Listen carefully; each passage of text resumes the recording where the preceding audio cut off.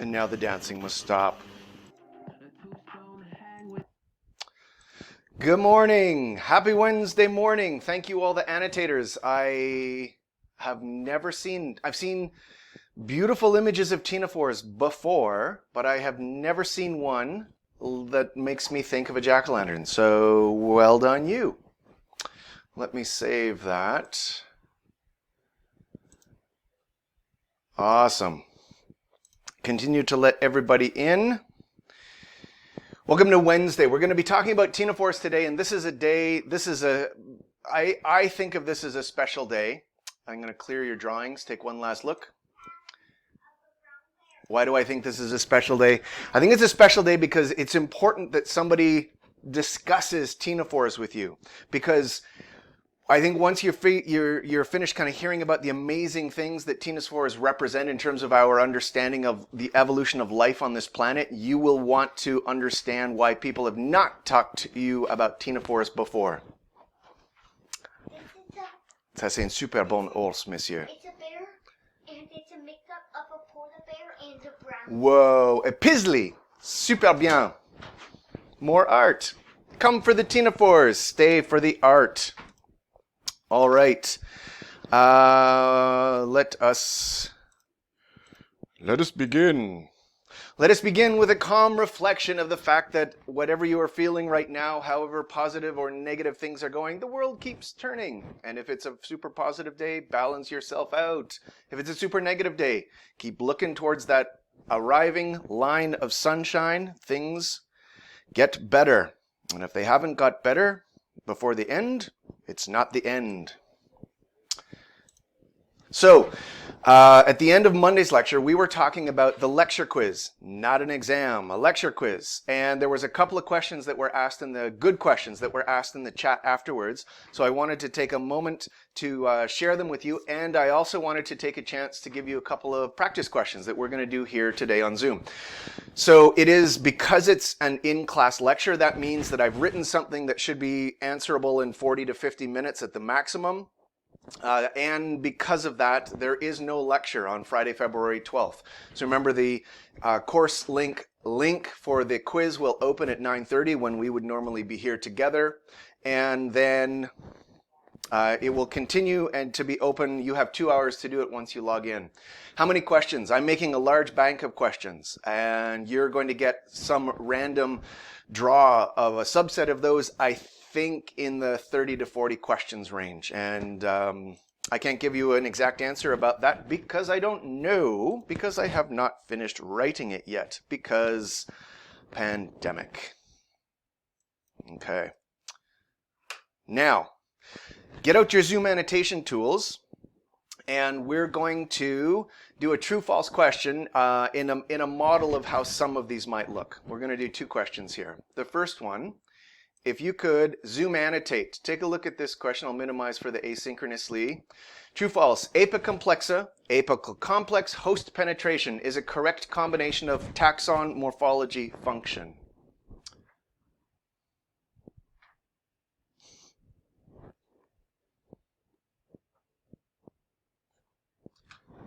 I love it. I'm going to save that picture. And I'm going to clear the drawings. You can holster your stylo because well done you. Put your left hand in the air. This is my right, but pat yourself on the back. Well done. That is correct. So these kinds of short questions that get you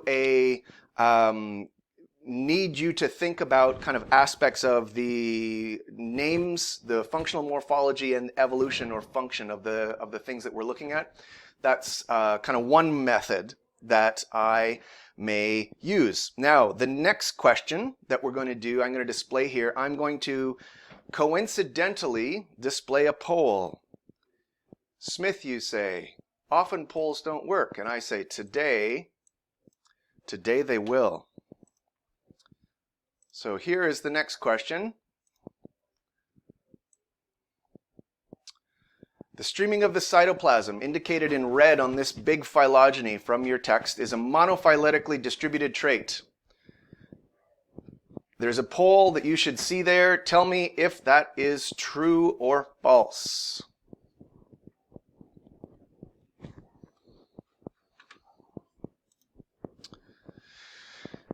I still have Neon Dreams in my brain. That is the internal combustion or internal music that I am combusting to today. 63 of 81. 81 will get up to 90% voting.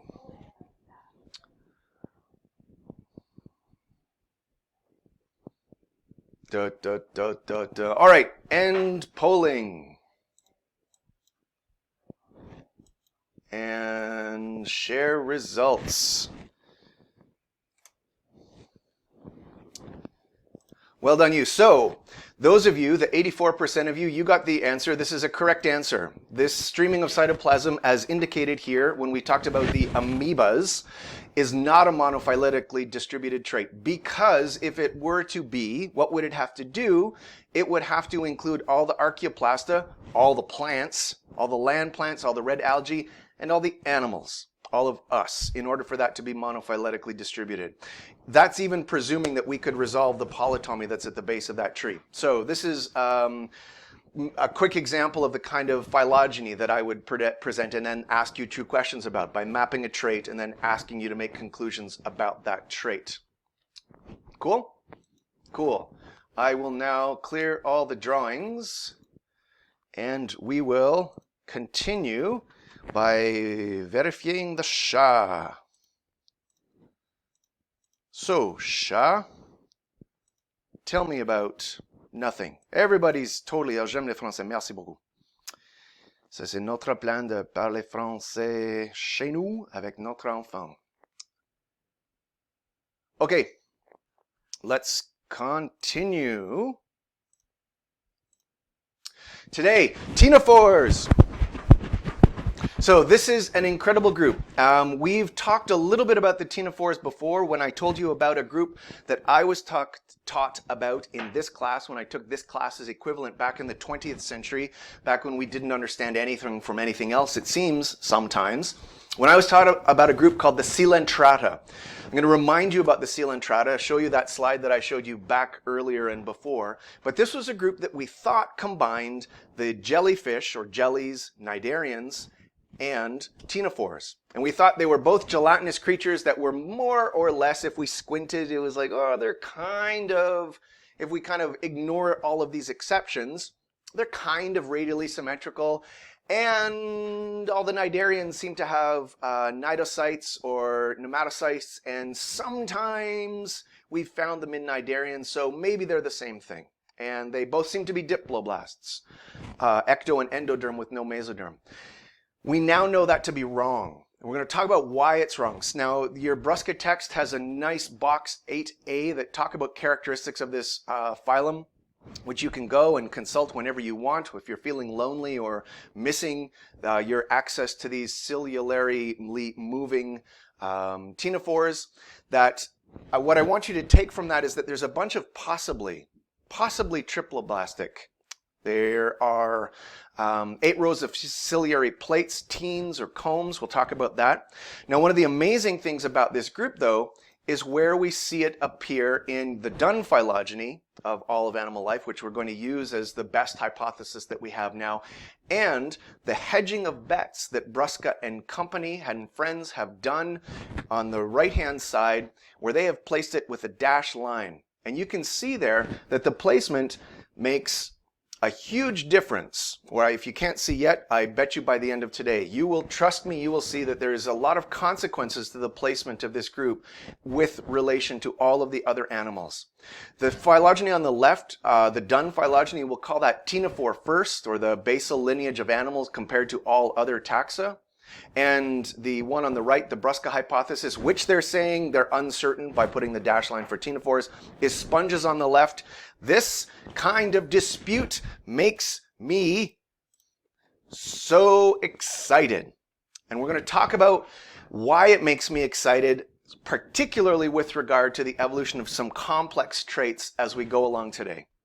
Now, ctenophores also make me excited because I've always wanted to see them, and until very recently, I had never seen them. And this, you can see, is my finger, They compare you can get the fingerprint from that. Now, Beechy Island, if you don't know where it is, that's Beechy Island way up here in the high north. And this is actually the site where the Franklin expedition, the doomed and ridiculously badly planned for not listening to Inuit knowledge of First People knowledge of who's living there. This was the first miserable overwintering site that they spent in the Canadian Arctic in 1845. Now, you're telling me I see the fingersmith, that pale pink thing. I don't see the ctenophore. Do you see right beside my pale pink finger what looks like a tiny Ziploc plastic bag, maybe with some lines in it, some mucus? That's the ctenophore. How could you not get excited about this? Why would you want to study birds or polar bears when you can study ctenophores? I have to tell you that at this particular site, where we did have armed guards around all of us at all of the time because of the danger of bears in this high Arctic location, there were many people interested in seeing bears. And I have to say that Dr. Jacobs and I were the only ones interested in seeing the ctenophore. And eventually Jack, because we could bully him into it, essentially. So, ctenophores from Beechy Island. I'm excited about this evolutionarily, morphologically, and ecologically, seeing them out.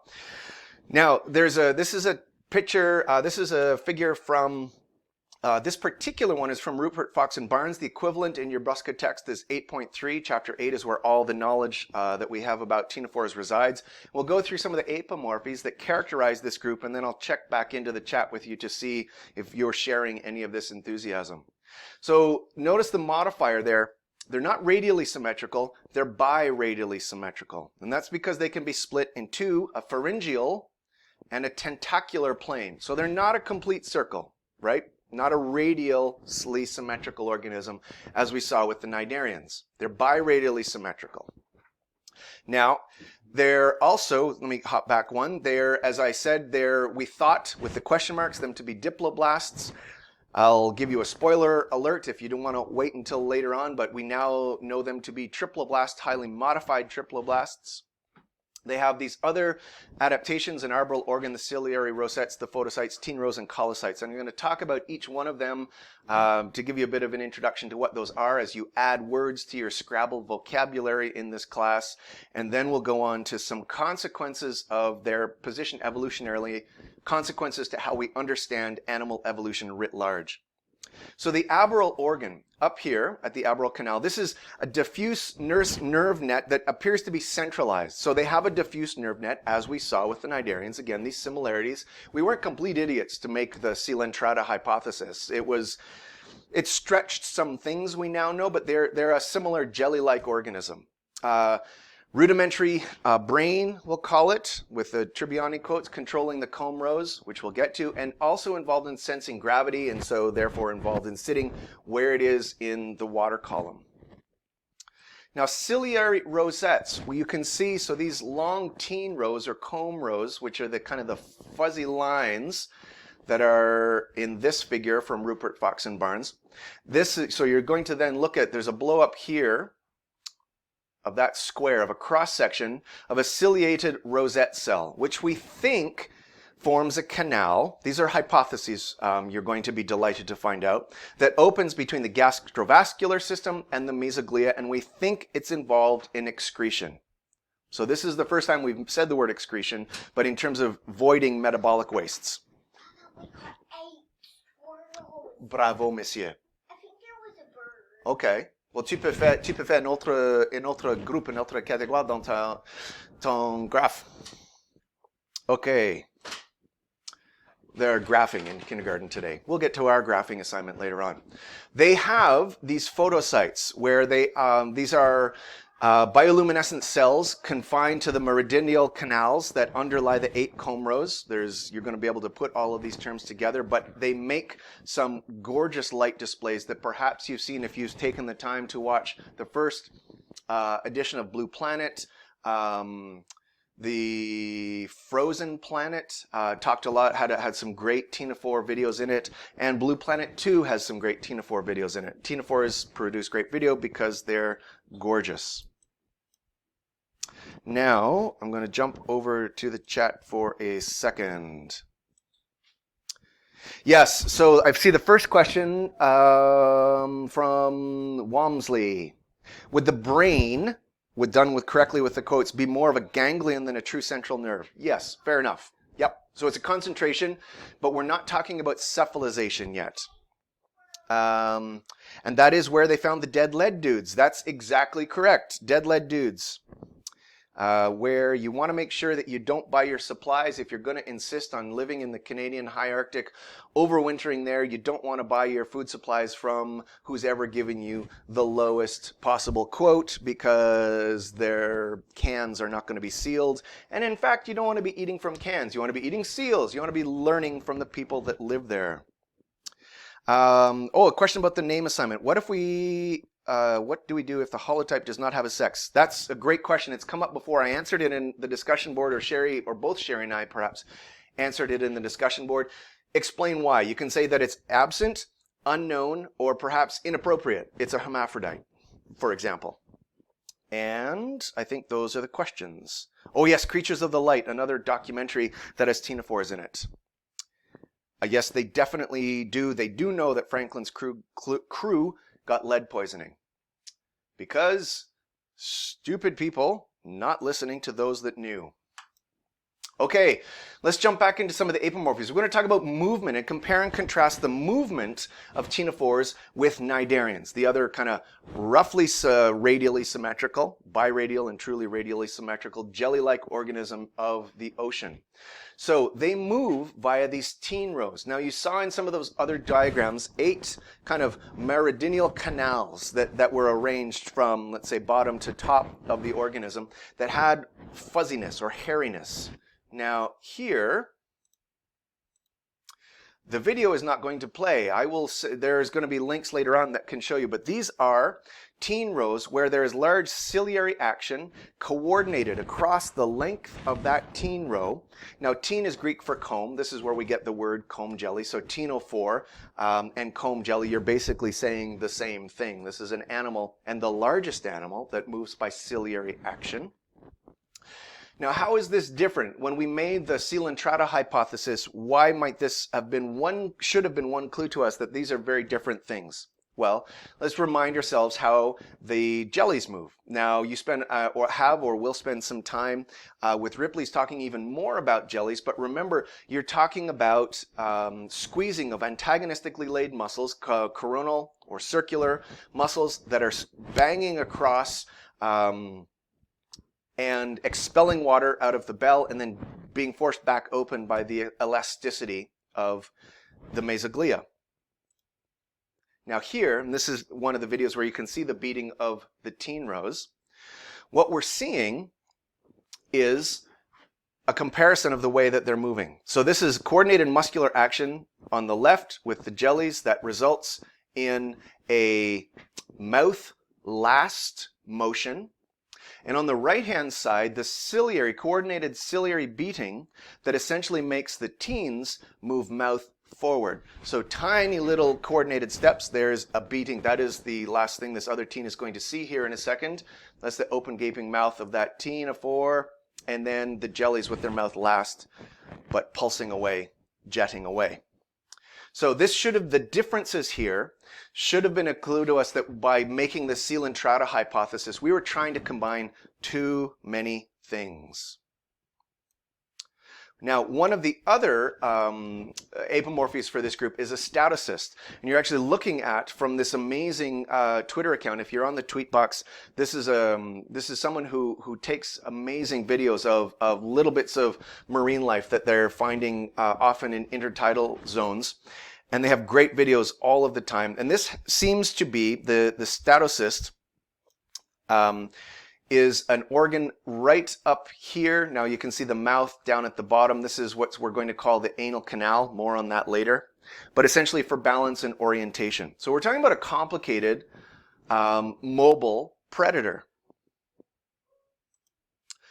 One of the amazing things is about, as we talk about this mobile predator, is that they tend not to have, well, they don't, nematocysts. The harpoon-like cell that we characterized as being one of the big defining characters of the cnidaria across all of the range of things from polypoid to medusoid forms, is that the ctenophores have colocytes. And colocytes are basically glue. Coloblasts or colocytes are cells that secrete a sticky substance for prey capture. And you're looking at an SEM there, and a line drawing from the Brusca and Rupert Fox and Barnes, and then another look at them here. So you can see the colocyte with the adhesive granule, and I can show you another view here where, so they've got muscular fibers inside of that tentacle, and then the tentacle's lined with all the coloblasts that are tipped with this gluey material. And then the idea is that on the epidermis, but principally on tentacles or tentilla, that the ctenophores will engage in what's called spin and capture to try and move through, and that's what they've tried to show, Rupert, Fox, and Barnes, with this line drawing here, that from top to bottom, that we've got the spinning and capturing of the tentacles kind of moving through the cloud of copepods, and the coloblasts hitting it and gluing onto them, and then having that tentacle move it up to the mouth so it can consume it. So again, it's a complicated predator. This would be a terrifying thing if you were a copepod, and if copepods could be held in terror. So they're also, we've just learned somewhat recently, the one on the bottom is kind of an example of what we're talking about. They are also benthic. And so these tendrils floating away in the breeze in that top YouTube video, those are tentacles of a benthic copepod, one that has given up secondarily the movement that characterized it, attached itself to its substrate. They're small, they're morphologically cryptic, we often know very little about them, and then they use the tentacles and their colocytes in the same way to prey on things. There's a waiting room. Hello, come on in.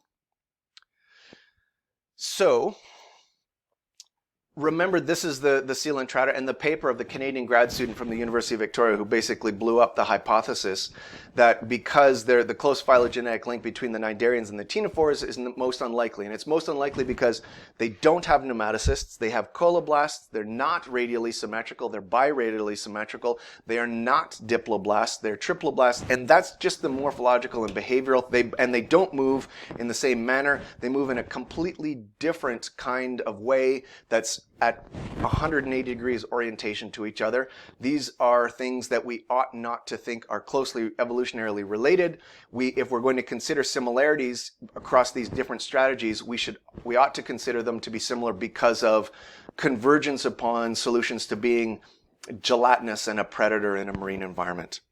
Now, ctenophore diversity, gorgeous as it is here, is hard to collect. And because of that, historically, we don't know very much about them. So the pictures at this point, when this study was published, were all of gorgeous ctenophores that had been collected in a remotely operated vehicle survey at that point, and none of them were named. And none of them were named because earlier than, say, in the 20th century, and up until the first part of the 21st, we preserved them poorly, we sampled them poorly because things are dilute in the ocean. They're extremely fragile, so kind of hauling them up with a net and getting strain through that net means you got parts of things. And that's in fact why we thought for a long time that they had nematocysts, because probably either the teen had eaten a cnidarian and had not yet digested the nematocyst, or as it was collected, that was just forced, that characteristic of a cnidarian was forced into the mesoglia of the ctenophore that they were examining. And because of these collection problems, the DNA for a long time was very hard to use, and before we had ROVs to take video, we just did not see what they were looking like. So this sets the stage for a rapid reconsideration of who's related to who. Now, before we do that, I just want to jump back to the... Okay, the question about how to prepare for the midterm, I'm happy to answer those kinds of things later on, but basically use the textbook to check and to expand on things that you're hearing about in the lecture. The lecture quiz is about the materials that we've talked about in lecture, and remember, it's open book, open internet, so if you're confused by something, look it up. Benthic, pelagic, what were the differences? So benthic attached to a substrate, pelagic in the water column somewhere, moving around, mobile. So essentially the difference between mobile and sessile, or sitting. Cool. Now, Come on back.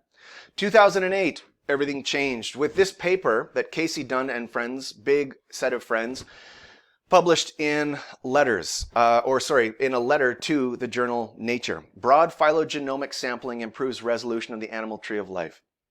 So improved collection methods meant eventually that we had more ctenophores to include in our large DNA phylogenies or phylogenetic hypotheses derived principally from DNA. And in this case, not just single sequences. When they use the word phylogenomic, it means they're using multiple, like not just 1, 2, 3, 4, 5 genes, but thousands of genes. And so this became a dramatic challenge to the sponge as the earliest branching animal story, because all of their analyses came up with the fact that the ctenophores were the sister group to all other sampled metazoans.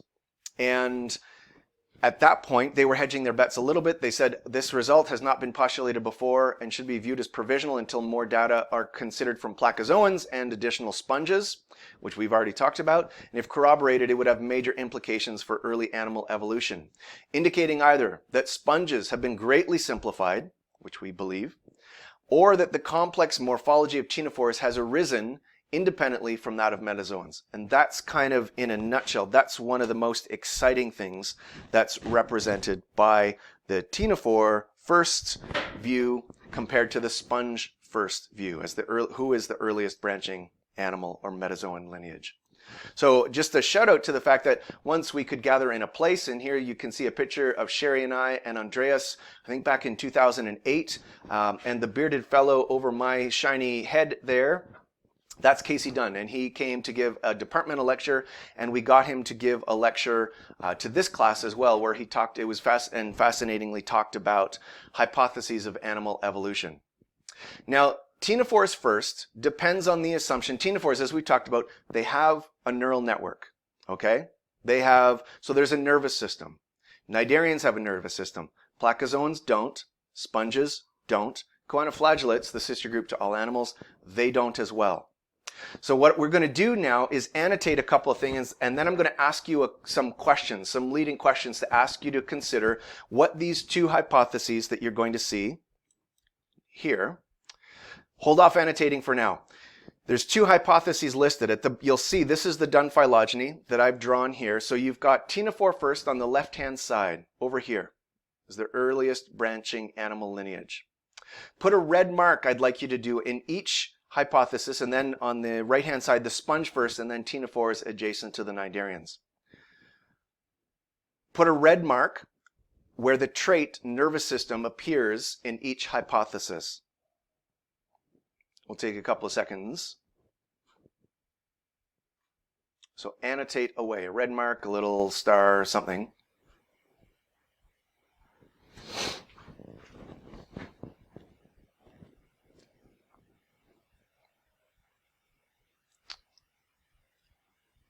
Awesome.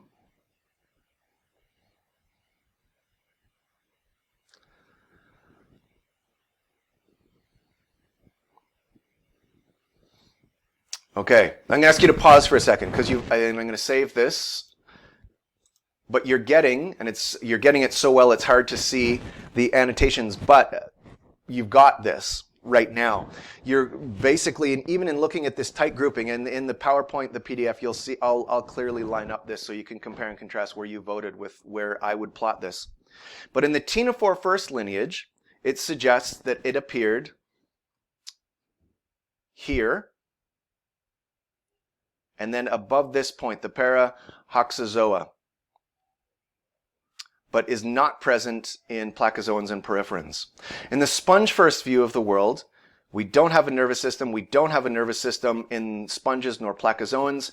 And then at the branching point that after placozoans and containing ctenophores, cnidarians, and everything above that, above on the screen, we see a nervous system.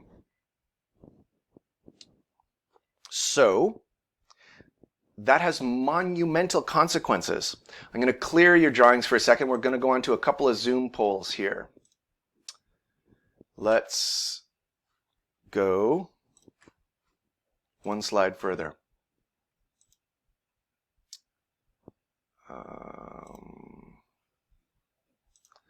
Okay. The first question in the Zoom poll. In the ctenophore first phylogeny, a nervous system has evolved 2 times, once independently and once independently in the ctenophores. Is that a true statement for the ctenophore first phylogeny or a false statement? And you can vote away.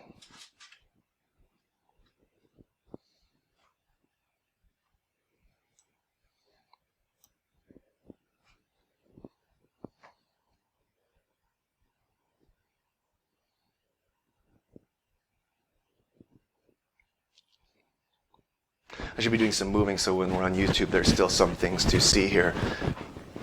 All right, we're close to 80% of you have voted in 30 seconds. I'm going to share the results and I'm going to say yes to the slight majority of you, or the majority of you that said true. That is a true statement, and that's one of the most exciting things about this hypothesis, is that it suggests that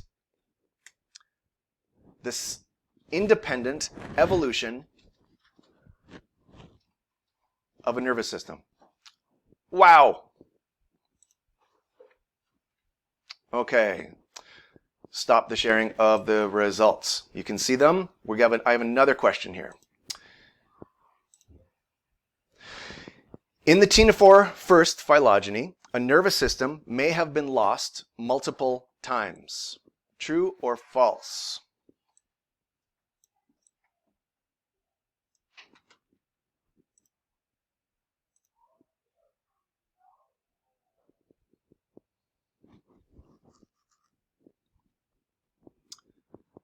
And I see over half of you have voted, and we're a little bit more split, but kind of the same ratio. I'm going to show you the results now. And screen grab. So the answer is true.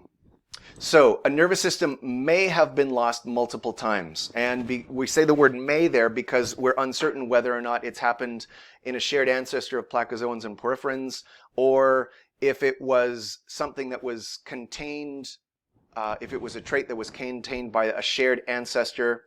It's possible. I think it's more likely that it's independently derived 2 times, but it's a possible thing. Let me capture your answers there for a second. Stop the share of the results. And I have one last quiz style question. So now we're going to look at the right hand side. In the sponge first model of the nervous system has evolved multiple times. True or false?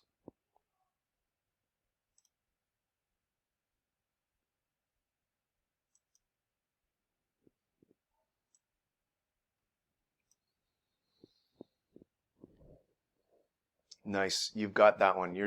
I think you got this. Put hands up in the air. End your polling. Let me show you your results and the distribution here. You have, raise your hands, pat yourself on the head, on the back. You've done very well. That is, in fact, the conclusion of the sponge first model. That and the one that I grew up and that many of us grew up being taught was that the nervous system evolved 1 time. And so, to move now to a hypothesis as proposed by Casey Dunn et al., and accepted now by many, that we have an independently evolved nervous system contained within the ctenophores, leads to a rapid, remarkable, extraordinary, truly exciting revelation.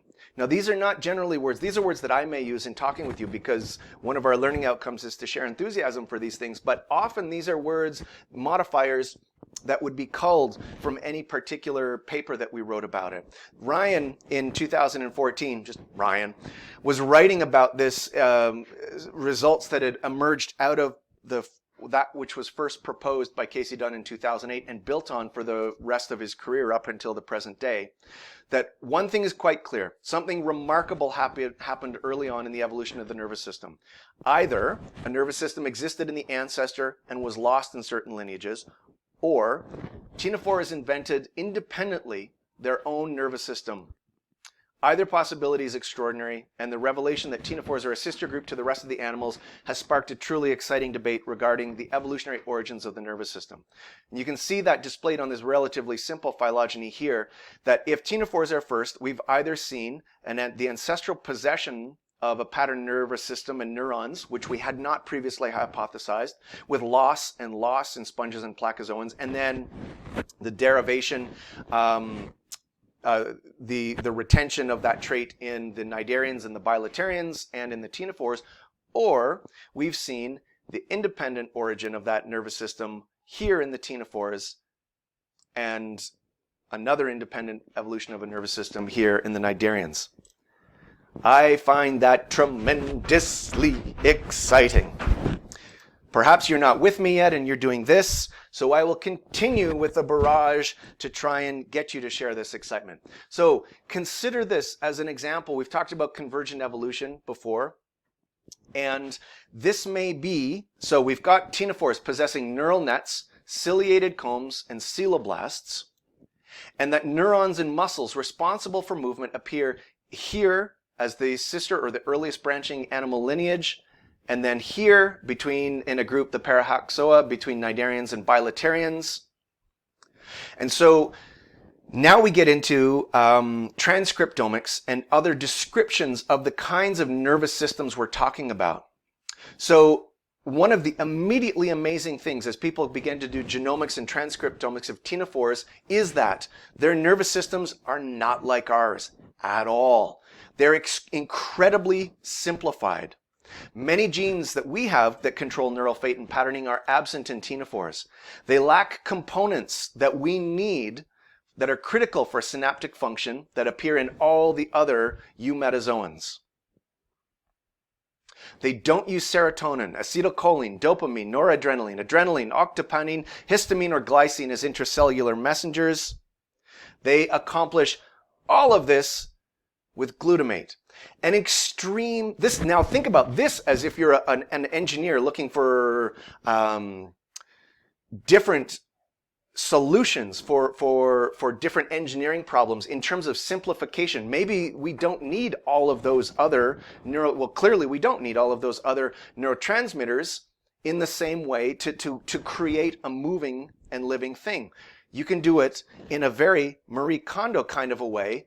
So those 10 other neurotransmitters don't spark joy in all independent evolutionary lineages. And ctenophores can do the same, can accomplish movement and become a complex predator with much less infrastructure.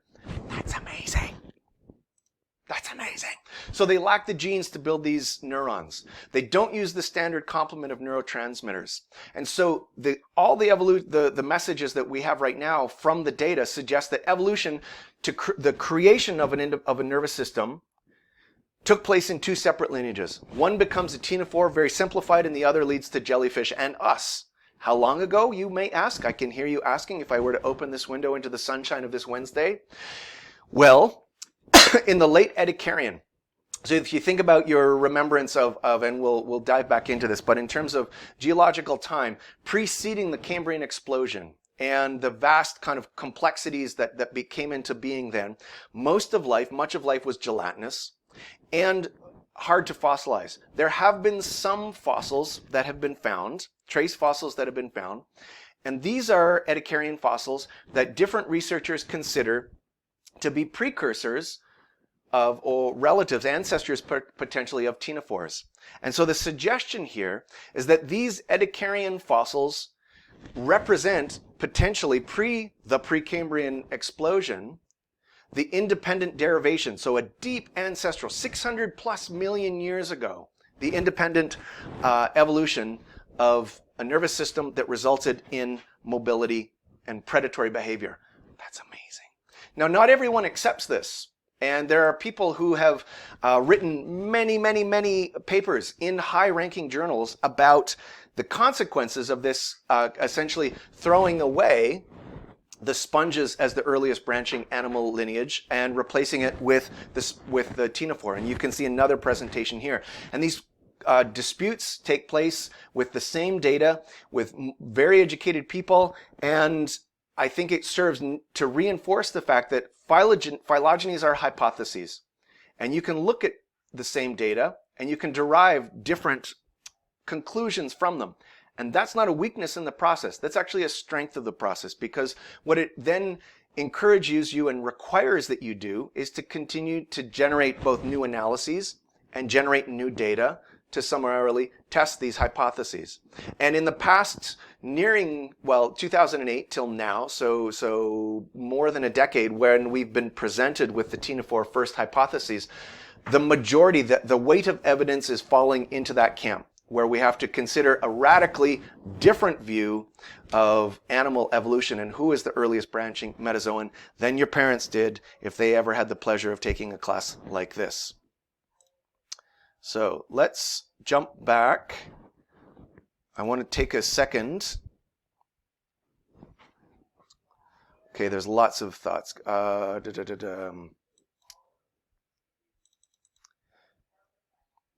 Can you explain why in the ctenophore first lineage the nervous system evolved twice? I hope since that quote or since that comment was posted, maybe that you've seen in the branching diagram, it suggests in that simplified one that Ryan had displayed maybe in 2014, why it suggests the independent either possession of a nervous system earlier on than we ever thought with multiple losses, or an independent derivation of two radically different nervous systems. And so some of the evidence there is its phylogenetic placement and the complexity and the constituents of the nervous system itself. That's poetry, Boudreaux. I wonder if their nervous system evolved differently, what their thoughts look like. What is the title? The Electric Sheep and Dreaming. There's an analogous book, a science fiction book, that you can look like. What do ctenophore thoughts look like? That would be an open-ended question, hardly open for me. I'd love to think about it, and it won't be a true-false question, but it's beautiful. Would this change if they were bigger? That's an interesting question. That's actually a great question. Does the simplicity of the nervous system imply a size constraint? Perhaps. And what's interesting to see is that they've had 600 million years of evolutionary time for this strategy, and we see this kind of the same success, the same morphological patterns being as successful as they were that long ago. So perhaps. Do androids dream of electric sheep? That's exactly it. Thank you, Philip K. Dick and Blade Runner, and we should, yeah, exactly. Gorgeous stuff. So that can be homework this week. Read or watch. All right, I'm going to jump back over.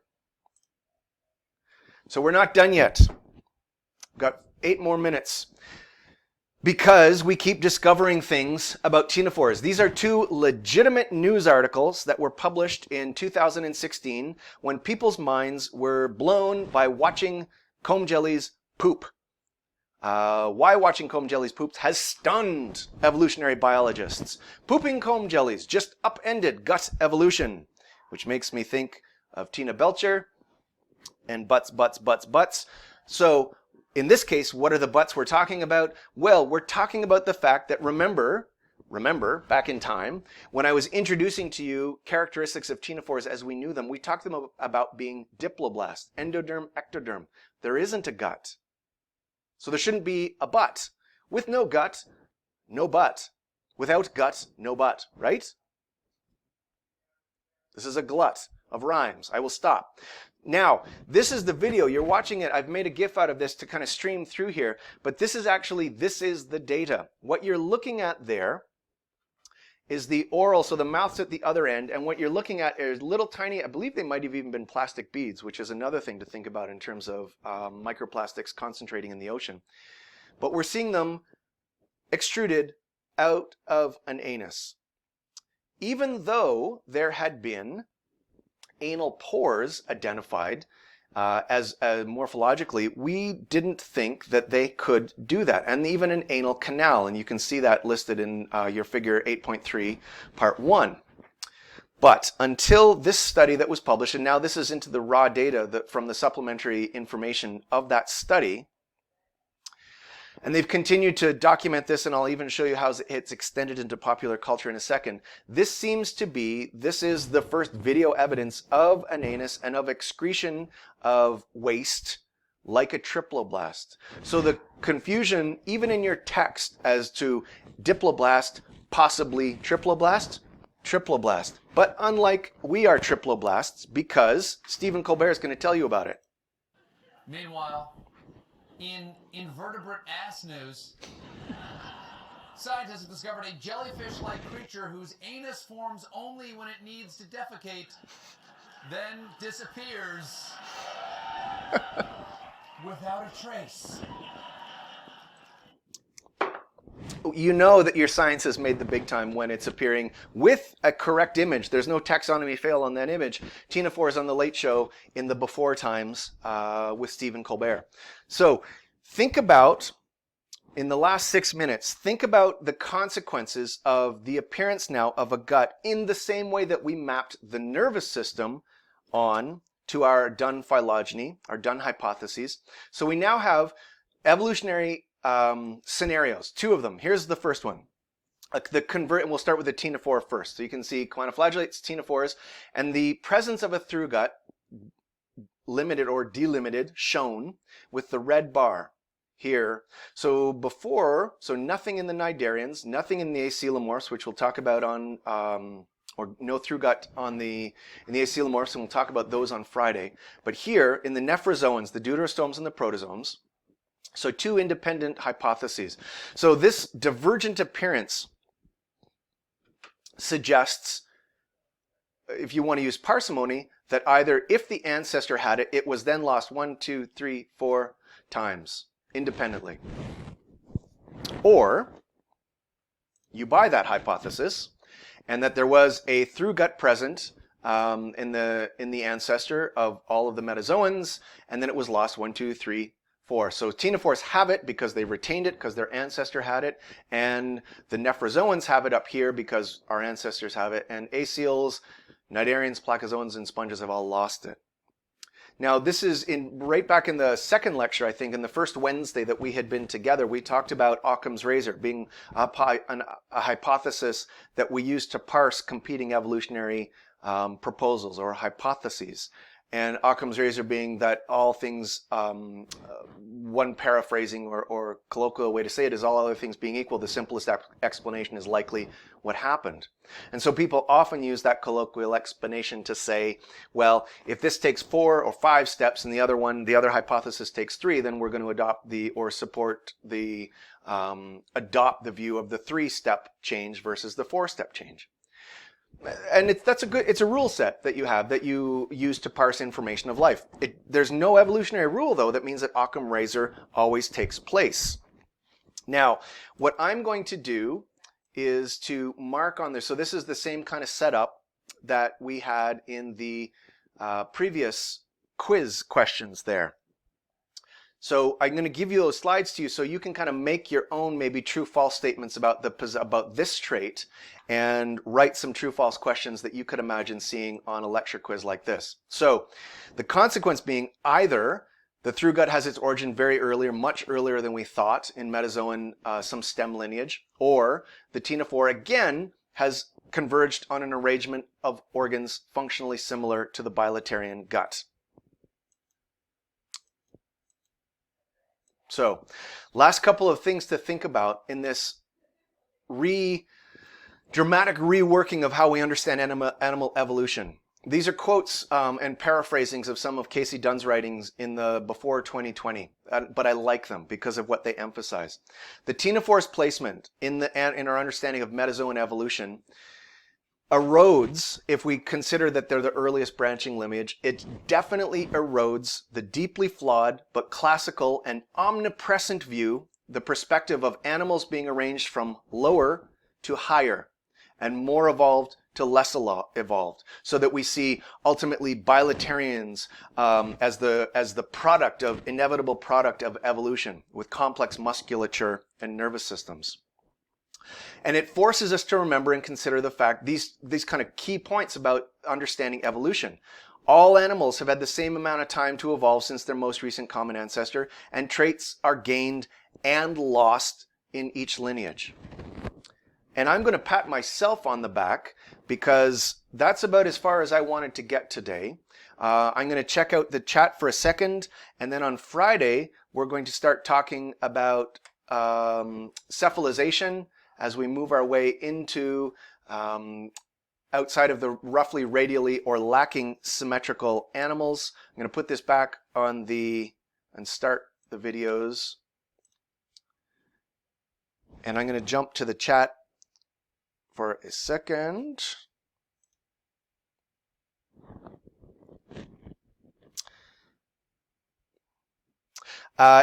So we have 2 minutes or a minute and a half before I'm going to close down the Zoom link today, and I'll stay online answering questions as I create some of the materials for today. So the video stopped when I went to the chat. Of course they did. Well, imagine them continuing to move. I'll move like that mobile predatory. The stuff that will be on the lecture quiz is only up to this Friday's lecture. That's correct. So next week, we're going to have a couple of cool things that we'll tell you about on CourseLink once we have them finally arranged. These guys are officially my new favorite animal. Yes, that's success. I think that's me, also mentioned making your notes like true or false questions. So those are the types of questions that I'll be asking. This is correct. This is a great strategy as you're going through your material to try and create your own kinds of questions, because you're going to have to synthesize information and simplify it in doing that. Reading the textbook, if you're confused or fascinated by things, but starting from the lectures, that's the best way to do it. And remember that this is an open internet or open book kind of a test. How do we prepare for the midterm? Should we read the textbook? Are there practice exercises? There aren't going to be, because I don't, in fact, well, as you know, we haven't had a pandemic before. So this is the first time that we've written this kind of an exam. So I don't have a bank of test questions to kind of let out into the wild. So that was the point of me giving some of them today when we were talking about TINA-4s. And so you had kind of 5-ish examples of them in lecture today. So the biggest suggestion that I have for you is to synthesize your notes and make your own style of questions like that deal with traits, evolution, diversity, and maybe some pictures that would do that, or written statements that amalgamate them.